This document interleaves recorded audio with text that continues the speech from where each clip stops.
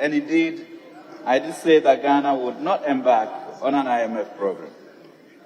We did not just say it, we also took measures towards the attainment of that objective, including the passage of the Fiscal Responsibility Act and instituting a number of irreversibility measures, and also launching the Ghana Cares Obatampa program for economic revitalization and transformation.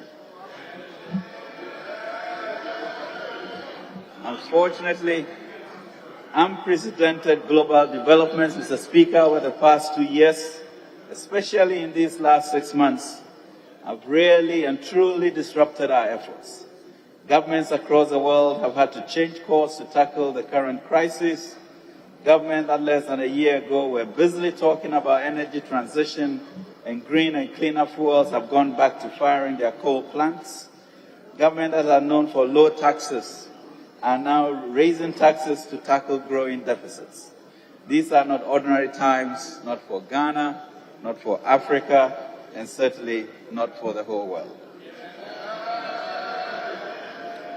Right, Honorable Speaker, let us all acknowledge that the situation we are experiencing now is different.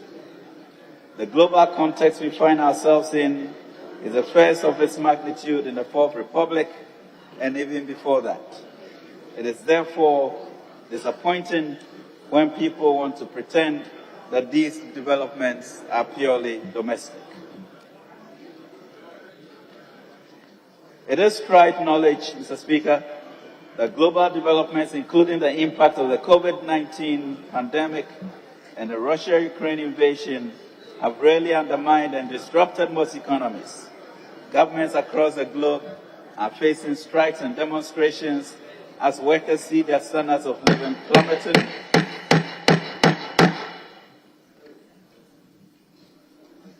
As workers see their standards of living plummeting, with prices of goods and services jumping to heights not seen in over 2 generations. An International Monetary Fund staff team visited Accra from July 6 to 13, 2022, to assess the current economic situation and discuss the broad lines of our government's enhanced domestic program that could be supported by the fund. At the conclusion of the mission, Mr. Speaker, the statement by the team lead correctly captured where we are and why we are where we are. He said, Ghana is facing, and I quote, Ghana is facing a challenging economic and social situation amid an increasingly difficult global environment. The fiscal and debt situation has severely worsened following the COVID-19 pandemic. At the same time, investors' concerns have triggered credit rating downgrades, capital outflows, loss of external market access, and rising domestic borrowing costs. In addition, the global economic shock caused by the war in Ukraine is hitting Ghana at a time when the country is still recovering.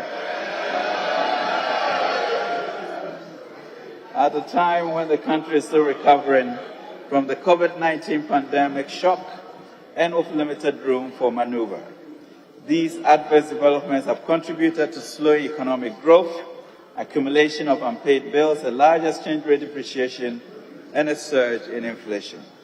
Unquote, Mr. Speaker, from the fund. Mr. Speaker, let me be quick to add that we are not wavering at all in our resolve to turn this country around. Ours is a history of turning things around when the country is in crisis. When the MPP government took over the reins of government in 2017, we inherited a challenged economy under an IMF program, which we successfully turned around and exited the program in 27 months.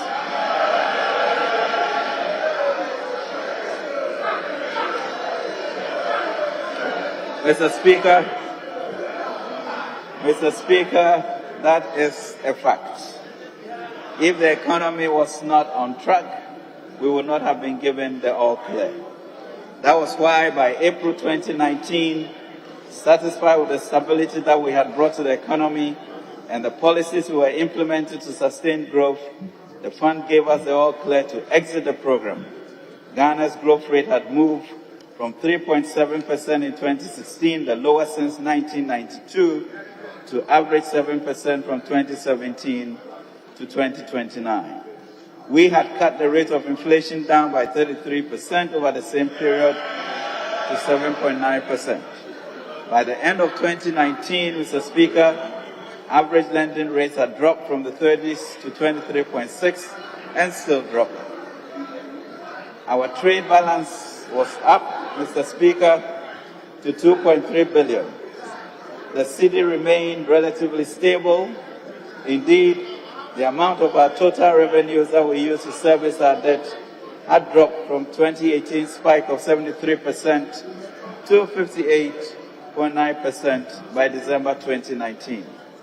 We were certainly not out of the woods, Mr. Speaker, especially as revenues remain very low and we have been left with billions in arrears to pay, and more bills to pay from numerous contracts that the previous government had signed.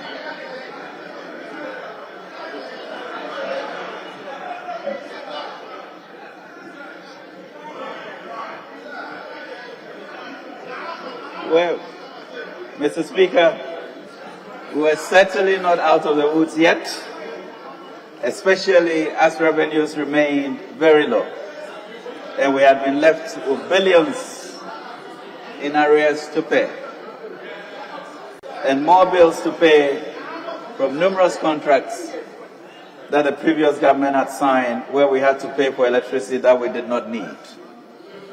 Yet, we still found money to fund our own ambitious promises to Ghanaians.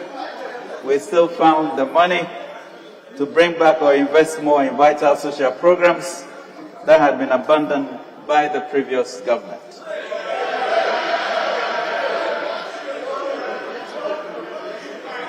But, Mr. Speaker, we also knew that the economy was still vulnerable to shocks. That was why we set out to introduce transformational policies that in the long term will put Ghana beyond aid.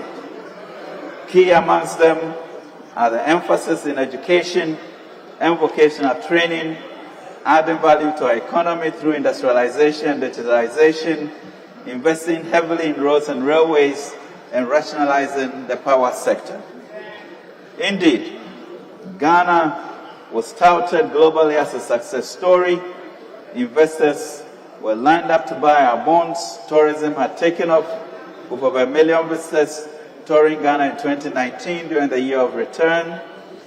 Then came the outbreak of the pandemic, described in June 2020 by IMF as a crisis like never before. A crisis like never before. But the Akufo-Addo government stood up to its responsibilities to the Ghanaian people. I, the finance minister, who was widely described as tight-fisted, even by his own cabinet colleagues, had no choice but to do what the entire world was doing, which was to breach our own self-imposed deficit ceiling in order to save lives and protect livelihoods. We have demonstrated that we can transform this economy when we all come together and put our hearts and minds to it. Mr. Speaker, just as we did in 2017 and 2020, government is resolved to continue to provide the necessary leadership to turn the economy around. Let me assure you, on behalf of the President, that we will do it again within the next 2.5 years. To do this, Mr. Speaker, we'll proceed with great caution, thoughtfulness, creativity, and grit. And as the old adage says, we shall hasten slowly. Mr. Speaker, we are currently developing an enhanced domestic program to complement the Ghana Cares Over Tampa program to return us to a path of macroeconomic stability, debt sustainability, robust growth, and a Ghana beyond aid. We expect this program to be the basis of our negotiations with the IMF. In the coming months, Mr. Speaker, we'll continue to optimize and support our flagship programs and make strategic investments in the rail sector to increase production, enhance productivity, and create jobs. The Youth Start program will be a fundamental intervention to advancing an entrepreneurial nation to create jobs. Mr. Speaker, our iconic National Builders Corps program, which was initially run for 3 years and extended for an additional year, will be completed by 1st September 2022. The program, which engaged 100,000 young graduates, has prepared thousands of them for the world of work. So far, we have invested approximately 2.2 billion cedis. As they exit, the current cohort on the program are encouraged to take advantage of the Youth Start initiative and other assistance programs in our drive to build an entrepreneurial nation. Government's policy is to support dynamic young entrepreneurs, access training and funds to build their businesses and become a significant pool of job providers for their fellow young people. Mr. Speaker, we however recognize that our post-COVID economic recovery has been uneven and risks remain high. According to the IMF, the global outlook is grim and has darkened significantly, and global uncertainty is exceptionally high, and 2023 is even more uncertain. However, in the 2022 budget, we committed ourselves to chart a course towards growth and fiscal sustainability, and this mid-year policy review reassets the commitment. Mr. Speaker, we've seen some major shifts in our budget assumptions compared to November 2021, when we presented the budget. These changes have led to reduced revenues, increased interest payments, and changes in interest rates and exchange rates. However, we are committed to staying within the appropriation for 2022. In spite of the underperforming revenues and strong external headwinds, we are not seeking additional funds in this mid-year review. We are determined to efficiently use the windfall from the upstream petroleum sector to make up for our revenue shortfalls and aggressively improve our revenue even as we rationalize expenditures. Mr. Speaker, the Bank of Ghana increased the monetary policy rate cumulatively by 450 basis points between March and May 2022 and reserve requirements to 12% to help address rising inflation and currency depreciation. This led to a significant increase in interest rates and financing costs and a drop in liquidity, leading to rollover pressures in order to contain inflation. Mr. Speaker, with this backdrop, I now proceed to give details of development for the first half of the year 2022 and also provide updates on the outlook for this year. Mr. Speaker, the global economy is engulfed in crisis and in margin since World War II, resulting in a conflagration everywhere. Global inflation and interest rates are at record high. Monetary policy adjustment in advanced economies are also tightening financing conditions for emerging markets. The Financial Times estimates that investors have pulled about $50 billion from emerging market bond funds in 2022 alone, the most severe net outflow recorded in 17 years. The outlook of the global economy has significantly dimmed, Mr. Speaker. According to the April 2022 IMF World Economic Outlook, global growth is projected to end the year at 3.6%, down from 6.1% growth in 2021. Across advanced economies, growth is projected at 3.3% in 2022, down from 5.2% recorded in the previous year. The sharp slowdown reflects surging commodity prices, soaring inflation, trade disruptions, tightening financing conditions, and elevated uncertainty due to Russia's invasion of Ukraine. In addition to these factors, growth in sub-Saharan Africa is projected to slow from 4.5% in 2021 to 3.8% in 2022 on account of heightened security risk in the Sahel region. The World Bank also projects that global growth from now to 2024 will slow down by 2.7 percentage points. According to the UN this year, about 250 million people will fall into extreme poverty. It further suggests that a record 345 million acutely hungry people are on the brink of starvation, representing a 24% increase from 276 million at the beginning of 2022. Mr. Speaker, Price pressures have continued to build in several advanced and emerging market economies, primarily due to escalating energy and other commodity prices and widespread supply chain disruptions. In response, inflation in advanced economies is expected to increase from 3.1% in 2021 to 5.7% in 2022, moderate to 2.5% in 2023. Similarly, inflation in emerging markets and developing economies is expected to increase from 5.9% in 2021 to 8.7% in 2022, before moderating to 2.5% in 2023. Mr. Speaker, our economy has been impacted by these global developments.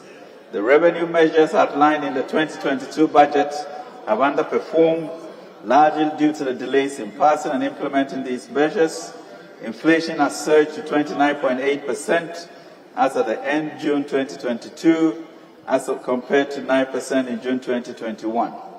The cedi has appreciated against the US dollar by 16.86% between January and June 2022, compared to 4.1% at the end of 2021. These have contributed to rising costs of living and labor agitations. Interest payments have been reviewed upwards from 37.5 billion, 7.5% of GDP, to 41.3 billion, 7% of revised GDP, mainly on account of inflationary pressures and exchange rate depreciation, resulting in higher costs of financing. Mr. Speaker, in face of these adverse domestic and external headwinds, growth momentum has, however, been relatively resilient. The Ghana Statistical Service reports that the economy continued to grow, moderately growing at 3.3% in the first quarter of 2022. In addition, the Bank of Ghana's updated Composite Index of Economic Activity recorded an annual growth of 15.8% in March 2022, compared to 26.3% in the corresponding period in 2021, due largely to increased industrial production, increased credit to private sector, exports, and higher tourist arrivals. In the light of the significant changes in the global environment and our own unique challenges, we have revised our economic growth estimate for 2022 to 3.7%, down from 5.8%, as stated in the 2022 budget. Mr. Speaker, at the time of presenting the 2022 budget in November last year, we provided information on macroeconomic developments for the first 9 months of the 2021 fiscal year. We now have received updated information through the end December 2021, which I now present as follows. Overall real GDP for 2021 grew strongly by 5.4% compared to 0.5% recorded in 2020 and the revised 2021 annual target of 5.1%. Non-oil GDP growth also increased to 6.9% compared to a growth of 1% recorded in 2020 and a revised 2021 target of 7%. Overall budget deficit of 28.095 million, 5.6% of GDP, against a deficit target of 19.73 billion Ghana cedis, 3.9% of GDP. Primary balance for the period was a deficit of 7.618 billion, 1.5% of GDP, against a deficit target of 672 million, or 0.1% of GDP. Public debt to GDP ratio stood at 76.6% at the end of 2021. Mr. Speaker, provisional Q1 2022 national account statistics published by Ghana Statistical Service in June 2022 show that the overall real GDP growth for the first quarter of 2022 was 3.3%, compared to 3.6% recorded in the same period in 2021. Non-oil GDP for the first quarter of 2022 grew by 3.7% compared to the Q1 2020 growth of 5.3%. Revision to 2022 macroeconomic framework. Mr. Speaker, as I've already indicated, the macroeconomic environment has significantly changed, prompting the revision of the macroeconomic framework. Furthermore, based on the development for the first 6 months of 2022, and outlook for the rest of the year, we have accordingly revised the macro fiscal targets for 2022 as follows. Overall GDP growth of 3.7% down from 5.8%. Non-oil GDP growth of 4.3% down from 5.9%. End period inflation of 28.5% up from 8%. The overall deficit of 6.6% of GDP down from 7.4%. Primary surplus of 0.4% of GDP up from a surplus of 0.1% of GDP, and the gross international reserves of not less than 3 months import cover. Mr. Speaker, the 2022 fiscal framework has also been revised to the fiscal performance for the first half of the year, including shortfalls in the expected yields from the new 2022 revenue measures, the implementation of the 30% discretionary expenditure cuts and other expenditure measures announced by government earlier in the year. The other expenditure measures are the moratorium on foreign travel except pre-approved critical and statutory travels, 50% cut in fuel coupon allocations for all political appointees and heads of government institutions, including SOEs, effective 1st April 2022, the moratorium on foreign travels except pre-approved critical on statutory travels, and 50% cut in fuel allocations for all political, including SOEs, etc.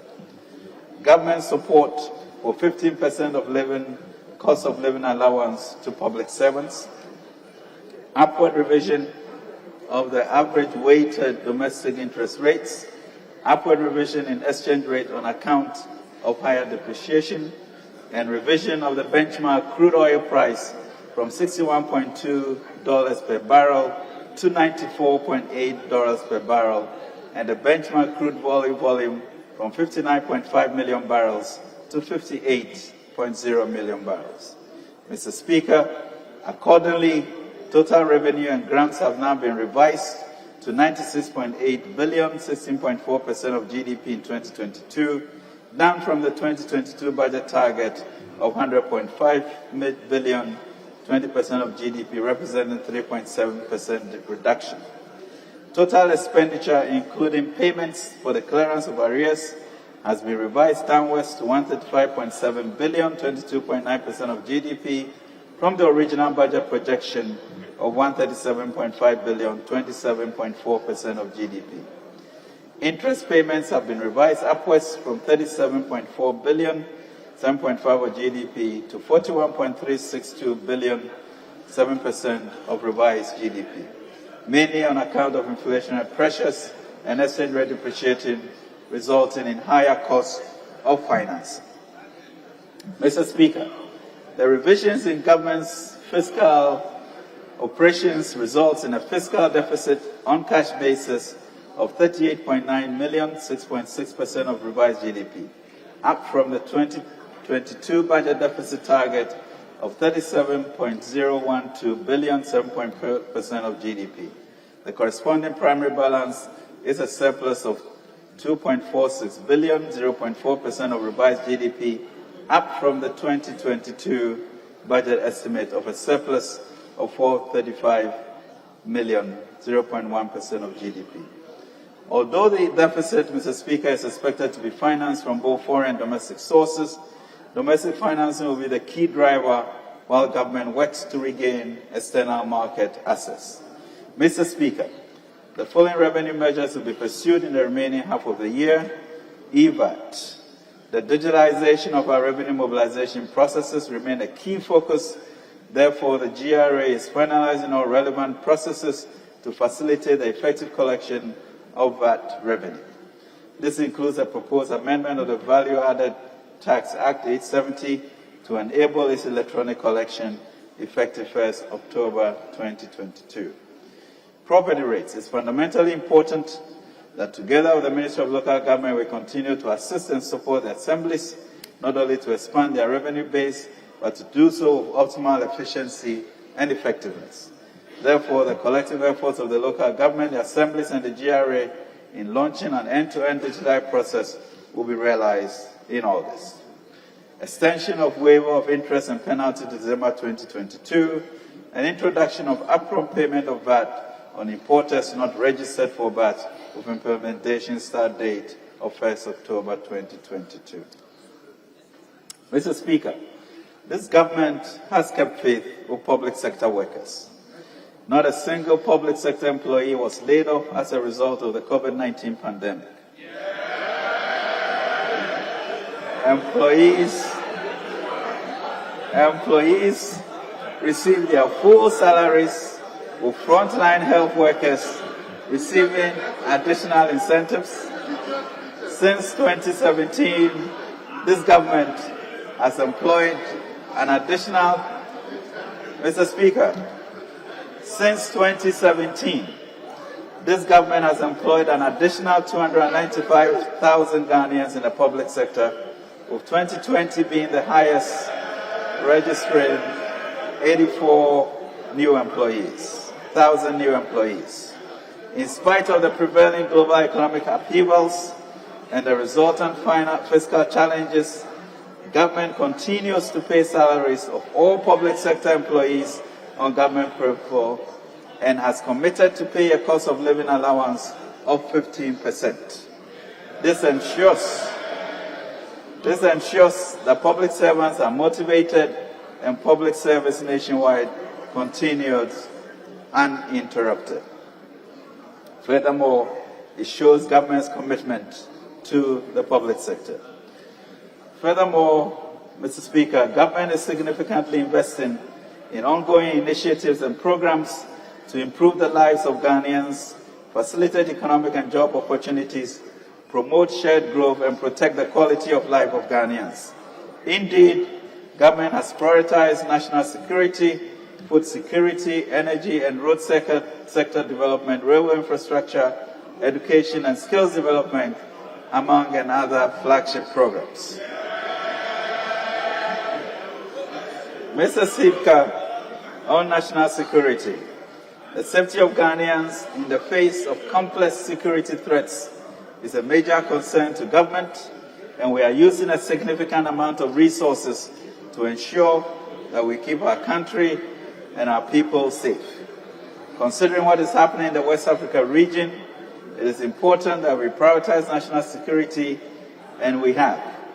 Whilst it will not be prudent to disclose the full cost of ensuring the security of this state, let me emphasize that it is significant.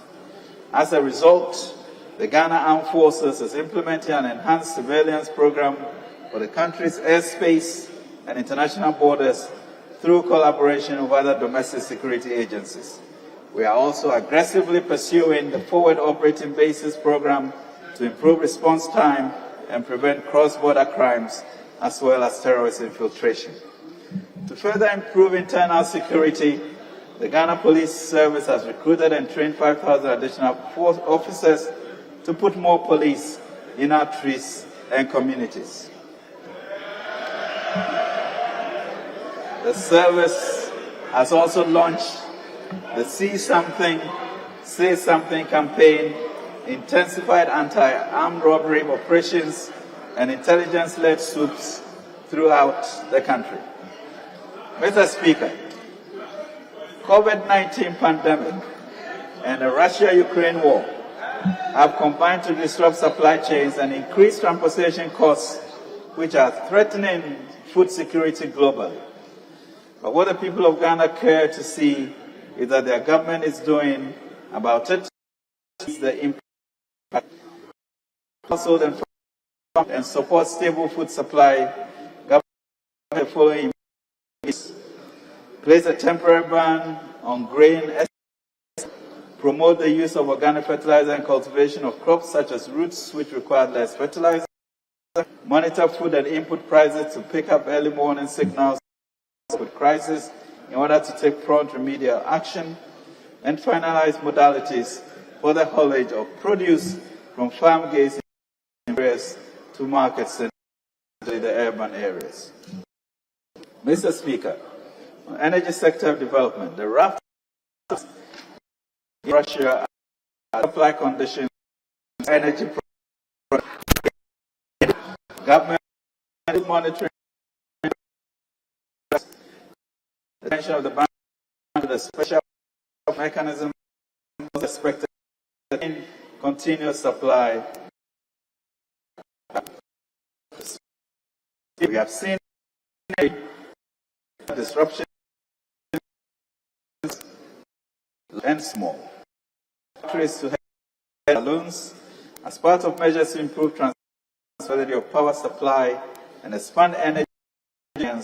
We have between January to date Kasua bulk supply plant project, which comprises Winneba transmission line tie in. We have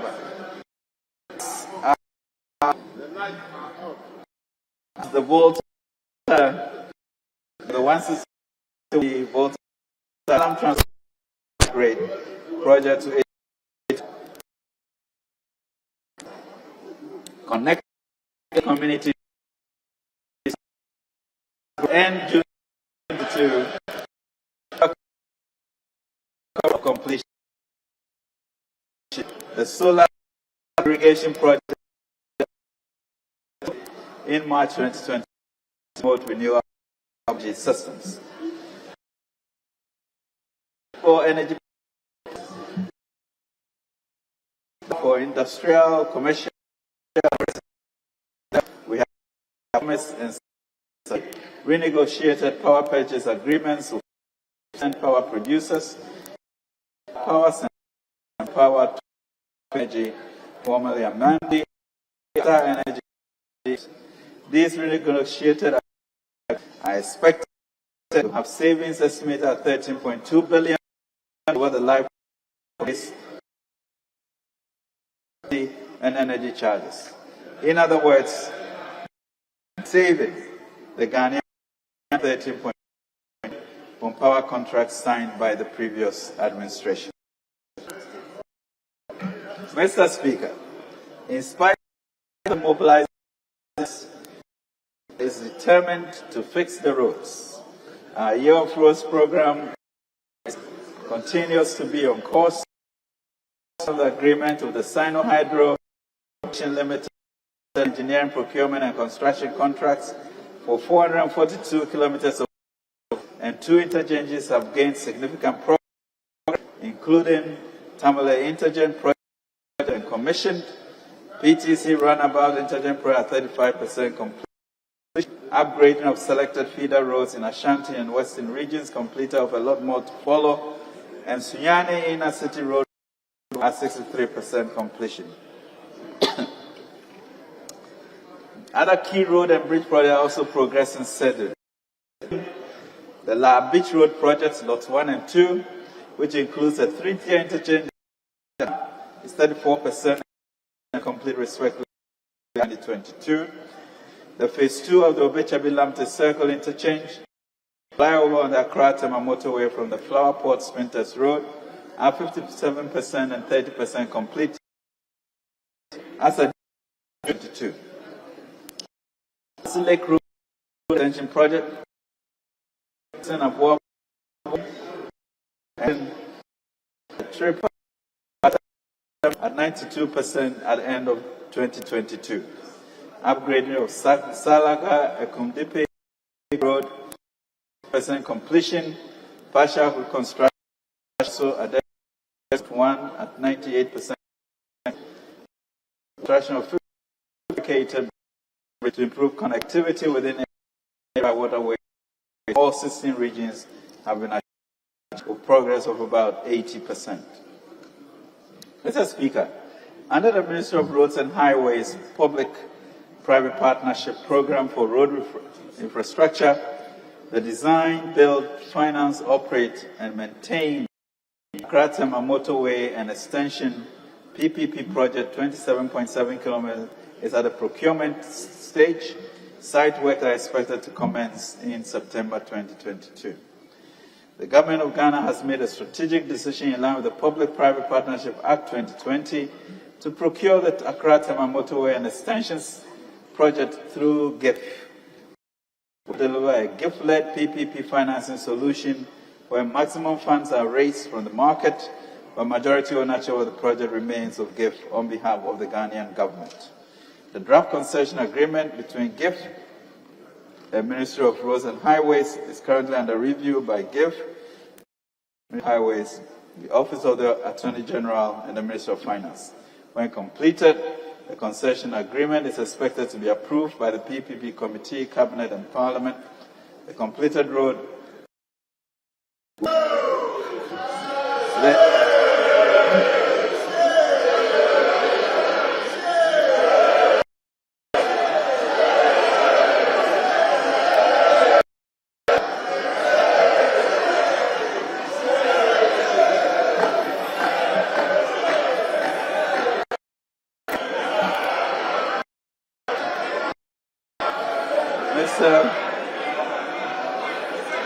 Mr. Speaker, all hairdressing, cosmetology, and dressmaking. Consistent with government priority policy on building an entrepreneurial nation, these trainings will be supported under the Youth Start program. Mr. Speaker, government wishes to congratulate the Ghana men's 4x100 meters relay quartet for their outstanding performance in taking the 5th position in the final at the World Athletics Championship in Oregon last Saturday. They did so by setting a new national record of 38.07 seconds to Sean Safuentry, Benjamin Azamati, Joseph Odrumenu, and Joseph Paul Amoa. A grateful country says, Aiko. Mr. Speaker, Ghana was represented in various international competitions at which the following medals were won.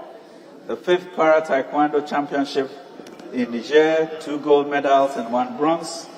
African Hockey Cup of Nations, Accra, Ghana, 1 silver medal. The National Beach Volleyball, Cotonou, Benin, 2 bronze medals. Mr. Speaker, Team Ghana is scheduled to participate in the upcoming 2022 Commonwealth Games in Birmingham, UK between July 28th and August 8th.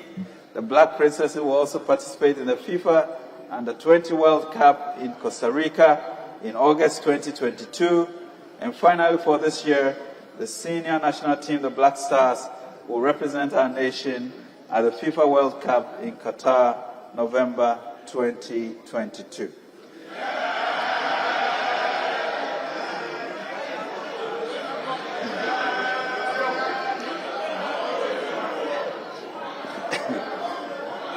Government will ensure that adequate preparation is made to facilitate outstanding performance by these teams. We encourage all Ghanaians to continue to bear them in prayer and offer our support.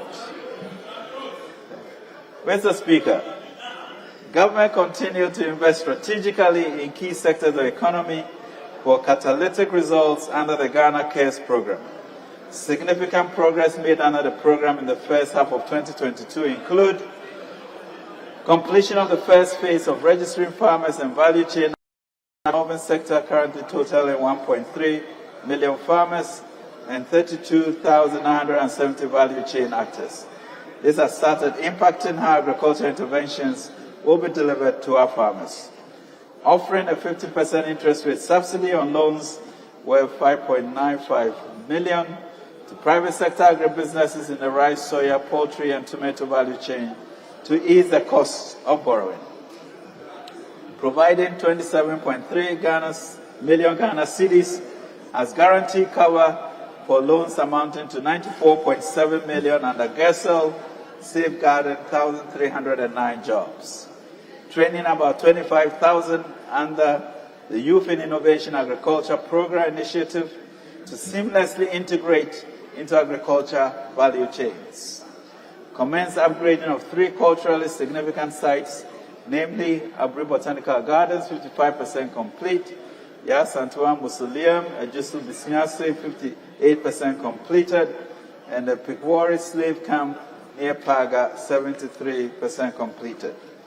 Launched the National Training and Retraining Program under the National Unemployment Insurance Scheme in July 2022 to equip 15,000 Ghanaians with employable skills for industrialization. Secured land and commenced processes to establish the Economic Enclave Program. This will create a viable ecosystem for the youth in commercial agriculture with an initial focus on rice and poultry value chains. The Youth Start Initiative. Mr. Speaker, since March 2022, we have successfully piloted the Youth Start program. Over 70 participants across the country went through a 2-week mandatory training to equip them with the requisite skills in entrepreneurship, financial management, good corporate governance, marketing, and customer service, among others. Mr. Speaker, a total of 1.98 million was disbursed under the pilot to 46 individuals and 8 associations, with membership of between 6 and 45 members, based on specific needs to enable them scale up their businesses and contribute to the job creation agenda of government. Development Bank of Ghana. Mr. Speaker, on the 4th of 2022, government and entrepreneurs realized a long-cherished dream when we launched and operationalized the Development Bank. This is a significant innovation and reinforcement of our financial architecture that will provide medium and long-term financing for commercially viable businesses and projects and focus, Mr. Speaker, on agribusiness, industrialization, and ICT. Together, we'll work harder to make the DBG a AAA-rated institution able to access and disburse resources to finance Ghana's transformation with a 750 million capitalization. Mr. Speaker, despite global supply chain disruptions, Ghana's Automotive Development Program under the Strategic Anchor Industries Initiative continues to attract investment. In April 2022, Nissan commissioned the largest automotive assembly plant in Ghana in Tema, with the capacity to assemble over 31,000 vehicles per annum. The expected commissioning of 4 additional plants this year, bringing the total to 9 global brands, will make this nation a true hub for automobiles in the sub-region. Mr. Speaker, digitalization is key to automation, data integration, and utilization in the modern economy. To this end, government continued the implementation of our National Identification Program, which is the foundation of our transformative digitalization agenda. As of June 2022, 16,895,108 Ghanaians were enrolled, out of which 15.7 million Ghana cards have been issued. Mr. Speaker, the President's vision to see Ghana producing what we use for ourselves and what our neighbors also need is unfolding right before our very eyes. Out of 296 1D, 1F projects undertaken since 2017, 125 are currently operational across the country. This is by far the biggest industrialization program our country has seen since colonial days. Seen against the 278 projects and 106 operational IDFs reported in November 2021, our industrialization agenda is progressing steadily, and we will urge more investors to see the current global supply chain challenges as rather an opportunity to invest in Ghana now, the commercial center of the Africa Continental Free Trade Area.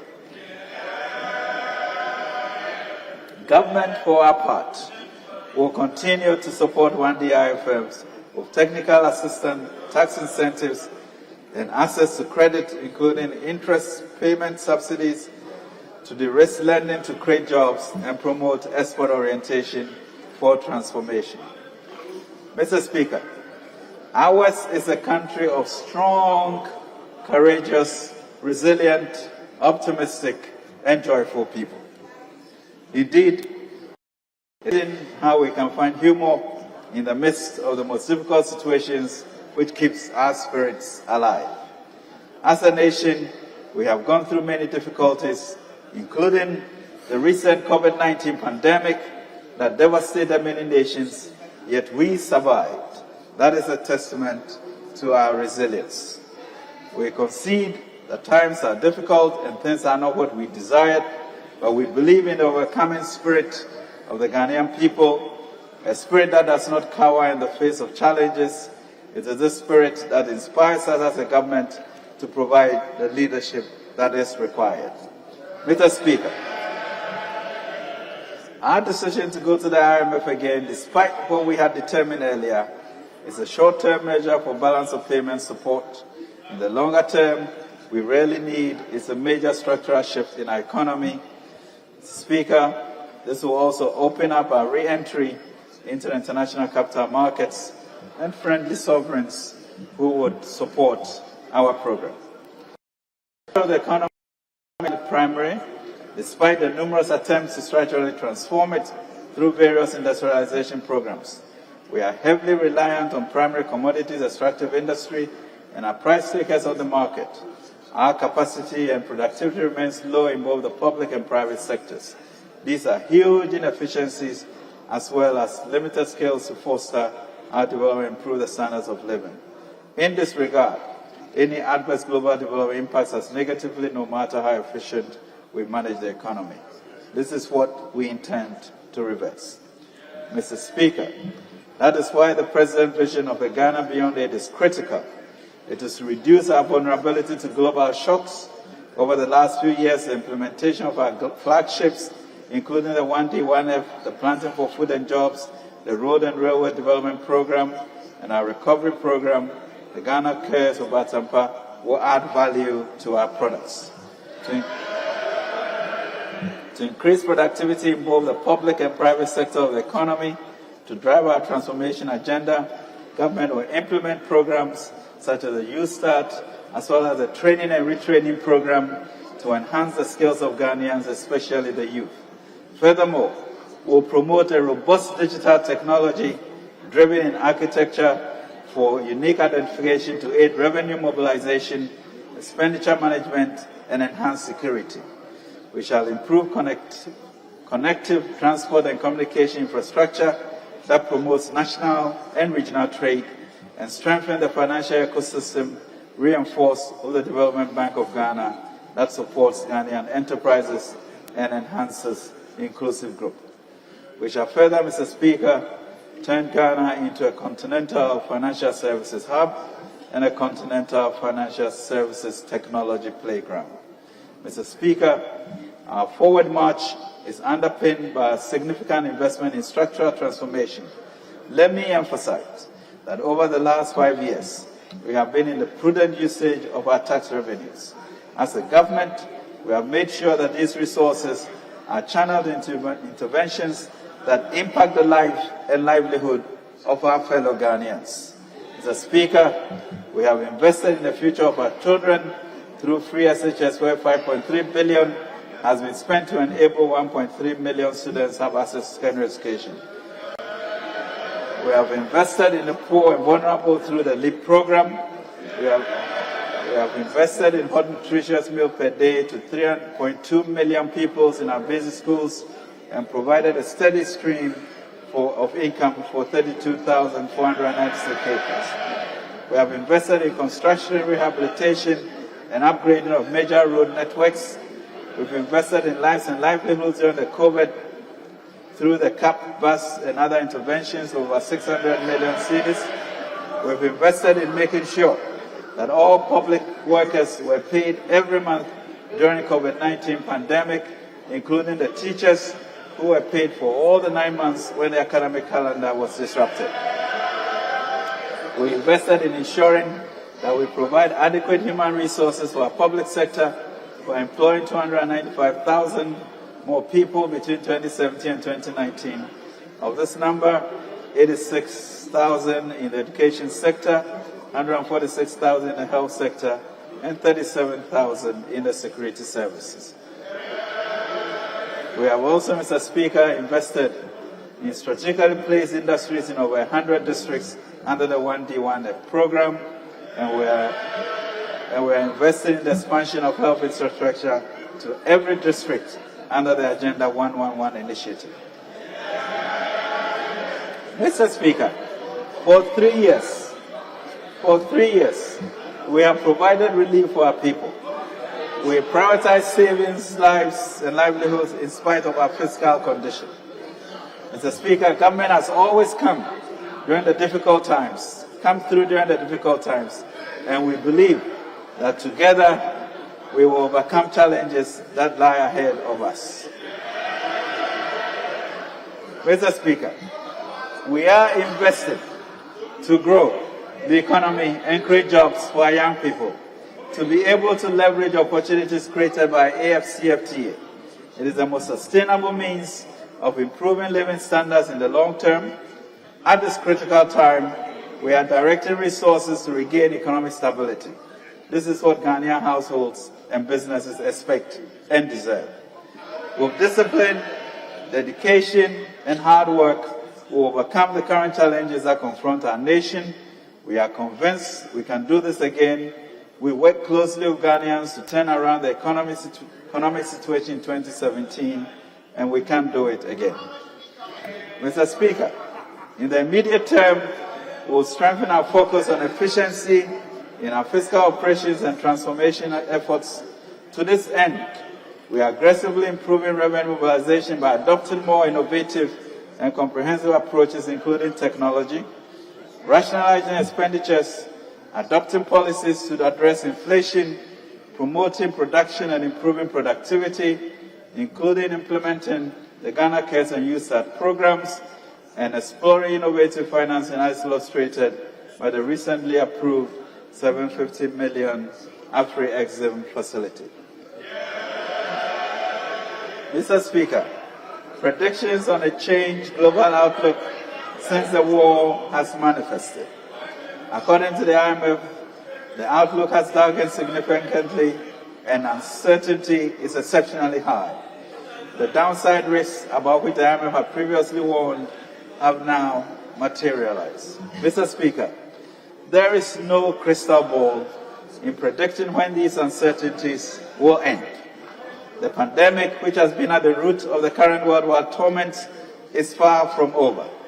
Crucially, the global weekly average of COVID-19 infections has surged from 470 to 895,000 to 1.08 million between 31st May 2022 and 22nd June 2022. Even though the active infection rate in Ghana stands currently below 500, despite harsh economic sanctions and tacit diplomacy, we are witnessing a war of attrition in Ukraine with no end in sight. Monetary policy adjustments to tame surging inflation may persist over the medium term. We are also developing a new strategy to enable us to confront these uncertainties as part of the enhanced domestic program. This program will stimulate economic growth, promote fiscal consolidation, and enable us to re-emerge on the path of sustained transformation and debt sustainability. We have invited a fund to support key components of this program. Mr. Speaker, this program reinforces our focus on fiscal consolidation and debt sustainability. To demonstrate our commitment, we are not seeking additional resources despite significant challenges. We will stay within the appropriation for 2022. Government will balance underperforming revenues and the adverse impact of the strong external headwinds with effective of our windfall from upstream petroleum sector. Mr. Speaker, the Ministry of Finance will work with the Bank of Ghana in the coming months to provide emergency financing in the case of shortfall within the law, given the current unpredictable and challenging environment. The Bank of Ghana is also taking measures to help reduce inflation and has introduced critical measures to help stabilize the city, which is to exercise Ghana's first right of refusal to gold produced here, and for the first time in the Fourth Republic at least, build a strong gold reserves culture to protect the city as we move forward. Mr. Speaker, the collective achievement of this initiative will offer a more permanent respite and improve our capacity to withstand similar challenges in the future. Our economic prospects are bright, but we will have to contend with recurrent external challenges and adapt quickly to a new environment. There will always be unexpected challenges ahead. These have to be carefully considered and measures put in place to resolve them. Mr. Speaker, we are confident because we have laid the key infrastructure upon which we can anchor this process of national growth. Mr. Speaker, we are even more confident of an imminent breakthrough because we have, Mr. Speaker, a track record, a plan the discipline, the dedication, the competence, as well as the compassion for our people and our country. But most of all, Mr. Speaker, we have God who gives abiding grace for this new journey. He guided the Akufo-Addo government to successfully exit an IMF program in 2019. He will again use this government to successfully go through this program to redeem us from this. We will chart a sustainable course that will restore and improve macroeconomic stability, energize and expand economic activity, create jobs, and strengthen Ghana's structural resilience to future external shocks. Mr. Speaker, I serve a president who has shown by his deeds that he is deeply committed to the welfare of the masses of our people. Ours is also a government that is not afraid to make hard choices for the good of our country. I want to appeal to Ghanaians to keep faith with the president and his team. We know things are tough now, but we have a plan and the will to drive it. We want this House to do exactly what it did in the earlier crisis of 2020. Support us in our bid to reduce the impact of this global crisis on the nation and to tackle the vulnerabilities in our economy to make us prone to such shocks. The President wants the Sovereign House to be a strategic partner in government's effort to stabilize the economy and spur growth to create jobs. Ours, Mr. Speaker, is a proud history of finding solutions to our country's issues, the MPP government of the Fourth Republic. We have done it before, we will do it again, and with the help of this House, of the good people, we shall come out of this stronger. As we claim the laws of Joel 2, to send his people corn, wine, and oil to satisfy us and eliminate this reproach. In this journey, we must eschew pessimism. That takes invaluable energy away from our forward march to transformation. As one people, we must speak the same language of patriotism to guarantee our own collective success. For a united country will have no restraint but victory, Mr. Speaker, in Kunim. Mr. Speaker, I'm thankful for the opportunity to be here to outline our programs. I'm grateful that we continue to engage and find sustainable solutions to our challenges. God indeed bless our homeland Ghana and make us great and strong. Mr. Speaker, I beg to submit.